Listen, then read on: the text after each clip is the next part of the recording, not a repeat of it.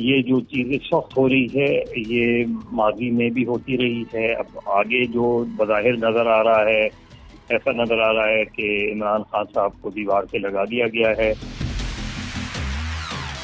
سیاستدانوں پہ دباؤ ڈالا جا رہا ہے, پارٹی چھوڑنے پر دباؤ ڈالا جا رہا ہے. پارٹیاں چھوڑ کے کیا وہ پالیٹکس چھوڑ رہے ہیں. یہ بہت تشویشناک بات ہے. اس کا مطلب یہ ہے کہ پبلک اسپیس کم ہوتا جا رہا ہے. پاکستان جو ہے پاکستان کی ڈیموکریسی کو ہو رہا ہے, پاکستان کی سیاست کو ہو رہا ہے, اور ادارے جس طریقے سے ایک دوسرے سے تصادم کی راہ پر نظر آتے ہیں. جی بسم اللہ الرحمن الرحیم. السلام علیکم. سیاست.پی کی آپ دیکھیں, جمال احمد آپ کے ساتھ ہوں. سینئر صحافی تجزیہ کار مظہر عباس صاحب میرے ساتھ موجود. مظہر بھائی السلام علیکم. جی وعلیکم السلام. سر سب سے پہلے تو پاکستان تحریک انصاف میں ٹوٹ پھوٹ شروع ہو چکی ہے. جو ان کے لیڈرز تھے, کی لیڈرز تھے, وہ چھوڑ کر جا رہے ہیں. شیریں مزاری صاحبہ کے بعد فواد چودھری اور پھر کل اسد عمر نے بھی عہدے چھوڑ دیے ہیں. تو اس ساری صورتحال کو کس طرح سے دیکھ رہے ہیں آپ؟ دیکھیے کوئی نئی چیز نہیں ہے. پاکستان کی سیاست میں یہ بارہا ہوا ہے, اور یہی وہ چیزیں ہیں جس کی بنا پہ پاکستان کی سیاست نے فروغ نہیں پایا. کہ ہماری سیاست میں پچھلے 75 سالوں میں سیاسی جماعتیں بنانا توڑنا, حکومتیں بنانا توڑنا, یہ ایک ایسا عمل ہے جس سے بہت زیادہ نقصان ہوا ہے. ڈیموکریسی کو بھی ہوا ہے اور پالیٹکس کو بھی ہوا ہے. اب بہت سے لوگوں کا خیال یہ ہے کہ وہ سیاستدان بچے نہیں ہوتے. وہ اس طرح کی باتیں ہماری یہاں اکثر ہوتی ہیں کہ جی وہ کیوں کسی ایک پارٹی کو چھوڑ کے دوسری پارٹی میں جاتے ہیں. لاجیکلی اسپیکنگ آپ اس پہ بات کریں تو بڑی مناسب سی بات لگتی ہے کہ آپ خود کوئی فیصلہ کیوں نہیں کر پاتے. لیکن ہمارے یہاں نظریاتی سیاست جو تھی, ہمارے یہاں نظریاتی سیاست کو کبھی فروغ نہیں پانے دیا گیا, اور مفادات کی سیاست اسی لیے حاوی نہ صرف آئی بلکہ لائی گئی, اور اس سے بہت زیادہ نقصان ہوا اور اس عمل میں زیادہ تیزی آئی اس میں. تو ایک تو بنیادی وجہ یہ ہے کہ یہ جو چیز اس وقت ہو رہی ہے یہ ماضی میں بھی ہوتی رہی ہے. اب آگے جو بظاہر نظر آ رہا ہے ایسا نظر آ رہا ہے کہ عمران خان صاحب کو دیوار پہ لگا دیا گیا ہے, اور ان کی اپنی بے شمار غلطیاں ہی صحیح اور یقیناً ہیں, ورنہ شاید اس وقت یہ صورتحال نہیں ہوتی. لیکن یہ کہ جس انداز میں چیزیں ہو رہی ہیں, جو 9 مئی کا واقعہ ہے وہ بہت بڑا واقعہ ہے, بہت قابل مذمت واقعہ ہے, اور اس میں جو لوگ ملوث ہیں ان کو واقعی سزا ملنی چاہیے. اس لیے کہ کسی کو آپ کی پالیٹکس کچھ بھی ہو, لیکن یہ جو ادارے ہیں, یہ جو نشانیاں ہیں ہمارے شہداء کی, ان پر کسی بھی طریقے سے حملہ کرنا, ان کو نقصان پہنچانا, اس کی کوئی بھی منطق سمجھ میں نہیں آتی. سوائے ان لوگوں کے کہ جو ہمیشہ سے ہم نے پچھلے کئی سالوں میں دیکھا ہے کہ جو دہشت گردی کے خلاف جنگ ہے اس کے جواب میں ہمارے بہت سے فوجی مارے گئے, بہت سے فوجی شہید ہوئے, 80,000 سے زیادہ لوگ عام شہری مارے گئے ہیں اس میں. تو یہ ایک الگ وہ ہوتا ہے کہ ٹیررزم کا, دہشت گردی کا کے حملوں میں اس طرح کی چیزیں ہم دیکھتے ہیں. Target army chief general Musharraf 2 مرتبہ ان پہ خودکش حملہ ہوا. اسی طریقے سے بہت سے سیاسی لیڈروں پہ خودکش حملے ہوئے. محترمہ بے نظیر بھٹو شہید ہوئی, شوکت عزیز صاحب پر خودکش حملہ ہوا تھا, وہ بچ گئے, اور کئی ہم نے لیڈر دیکھے. تو ایک دہشت گردی کی لہر تھی, اور اس میں ان چیزوں کی توقع رہتی تھی. لیکن 9 مئی کو جو واقعہ ہوا ہے وہ غیر معمولی واقعہ تھا, اور ظاہر ہے اس کی مذمت کی جائے. یہ تو ایک بالکل اسٹیبلش چیز ہے نا. دوسری یہ کہ اس کی آڑ میں جو سیاست کی جا رہی ہے وہ اس سے وہ ایشو بھی جو اصل ایشو ہے وہ بھی اس سے ڈائلیوٹ ہو گیا ہے. وہ بھی اس سے جو ہے ہمیشہ ان چیزوں کو جب آپ دوسری چیزوں کو اس میں مکس اپ کرتے ہیں تو نقصان ہوتا ہے. تو کسی کو اگر آپ نے 9 مئی کے واقعے میں پکڑا ہے تو اس کا ٹرائل کریں, فیئر ٹرائل کریں, اس کو سزا دلوائیں. لیکن یہ جو دباؤ ڈالا جا رہا ہے کہ سیاستدانوں پہ دباؤ ڈالا جا رہا ہے, پارٹی چھوڑنے پر دباؤ ڈالا جا رہا ہے, پارٹیاں چھوڑ کے کیا وہ پالیٹکس چھوڑ رہے ہیں, یہ بہت تشویشناک بات ہے. اس کا مطلب یہ ہے کہ پبلک اسپیس کم ہوتا جا رہا ہے. اور جب پبلک اسپیس کم ہوتا ہے تو اس کا نقصان پالیٹکس کو ہوتا ہے، جو کہ نظر آ رہا ہے ابھی. تو آپ کو یہ چیز نظر سر میں اسی چیز پر آ رہا تھا کہ جتنے بھی لوگوں نے اس وقت تک سیاست چھوڑی ہے سوائے فیاض چوہان صاحب کے، انہوں نے پارٹی نہیں چھوڑی، سیاست ساتھ چھوڑی ہے. تو یہ تو پھر بظاہر لگ رہا ہے کہ وہ لوگ چھوڑنا نہیں چاہتے تھے پارٹی، کیونکہ سروے کے مطابق تحریک انصاف اس وقت سب سے بڑی پارٹی ہے. تو سیدھی سیاست چھوڑ دینا کتنا نقصان دہ ہے پاکستان کے لیے؟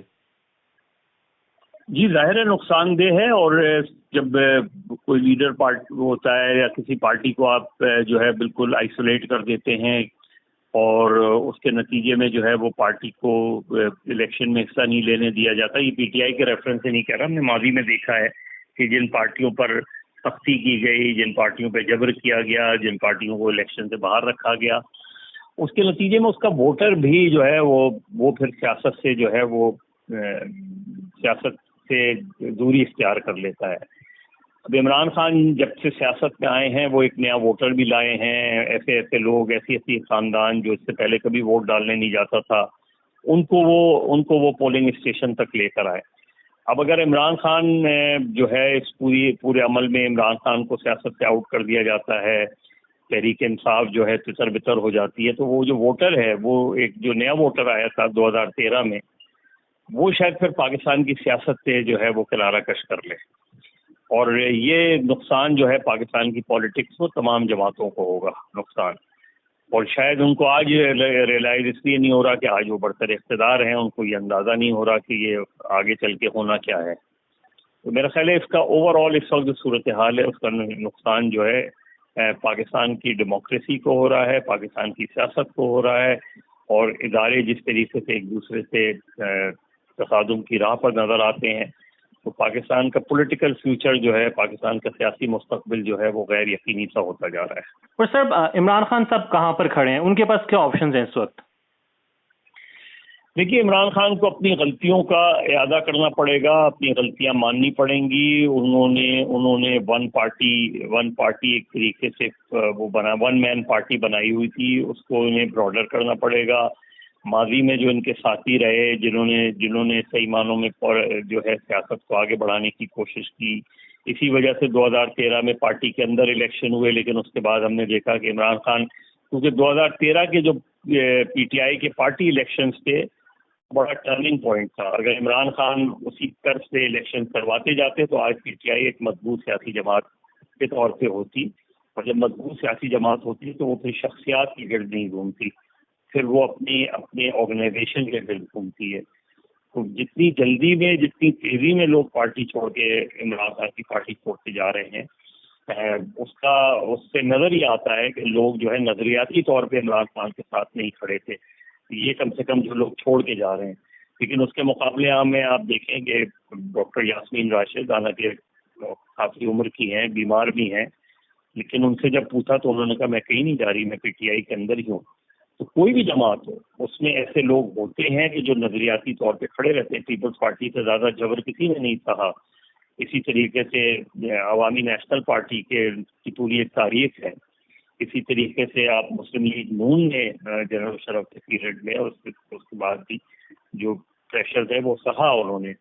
تو اس میں بہت سے لوگ چھوڑ کے چلے گئے، کچھ لوگ کیوں میں چلے گئے، کچھ لوگ پی ٹی آئی میں چلے گئے، لیکن جو کھڑے رہے امپورٹنٹ ان کی ہوتی ہے. تو آج عمران خان صاحب کے ساتھ کھڑے ہیں، عمران خان صاحب کو یہ سوچنا پڑے گا کہ ان کی ایک سال میں بے شمار سیاسی غلطیاں ہوئیں، اسمبلیوں سے نکلنے سے لے کر اسمبلیاں توڑنے تک.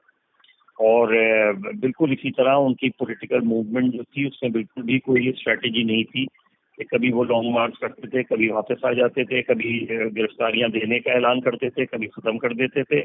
اور اسی وجہ سے عمران خان جو ہے آج، جبکہ ان کے پاس سب سے اچھا موقع تھا کہ اگر وہ خاموشی سے اپنی کیمپین کرتے، اپنی تنظیم سازی کرتے اور اکتوبر کا انتظار کرتے، تو میرا خیال ہے عمران خان کو کسی بھی کرائسس کا سامنا نہیں کرنا پڑتا. سر لاسٹ میں بس یہ بتا دیں، اس وقت اگر نظریاتی بندے تحریک انصاف کے سامنے لاتے ہیں عمران خان، تو اس وقت جو سپورٹ ہے پبلک کی اس کو مینٹین کیا جا سکتا ہے؟ تحریک انصاف اپنے مطلوبہ نتائج جو ہے وہ حاصل کر سکتی ہے؟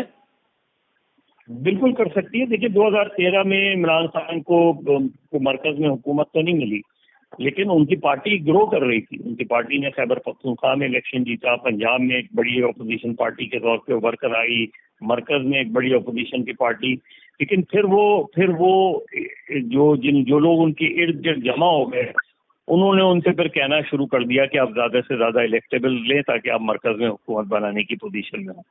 2018 میں اگر عمران خان حکومت نہیں بناتے، یہ جو جنرل باجوہ یا اسٹیبلشمنٹ نے ان کو MQM بھی لا کے دے دی، بلوچستان عوامی پارٹی بھی لا کے دے دی، جنوبی پنجاب محاذ بھی لا کے دے دیا، اگر عمران خان اس وقت بھی اپوزیشن میں اس وقت بھی فیصلہ کرتے کہ میں یا تو خود حکومت بناؤں گا یا میں نہیں بناؤں گا حکومت، تو میرا خیال ہے جو بھی گورنمنٹ اس وقت بنتی 2018 میں وہ شاید اتنی بڑی اپوزیشن کا سامنا ایک سال میں بھی نہیں کر سکتی تھی، اور وہ عمران خان کے لیے سب سے بہتر ہوتا. اور دوسری بات یہ کہ یہی سبق جو ہے PDM کو بھی سیکھنا چاہیے کہ اگر وہ عدم اعتماد کی تحریک نہیں لاتے اور عمران خان کا ٹینیور پورا ہونے دیتے تو عمران خان کا گراف نیچے جا رہا تھا، وہ پھر اوپر آنے میں بہت مشکل ہوتی ہے ان کو. تو سیاسی غلطیاں ہیں، سیاسی لوگوں کو سیاسی غلطیوں سے سبق سیکھنا چاہیے. سیکھیں گے یا نہیں سیکھیں گے یہ اب ہم دیکھیں گے. ابھی تک لگتا ہے شاید مدر صاحب کسی نے نہیں سیکھا اور بس ایک دوسرے کو کرش کرنے پر خوش ہو رہے ہیں.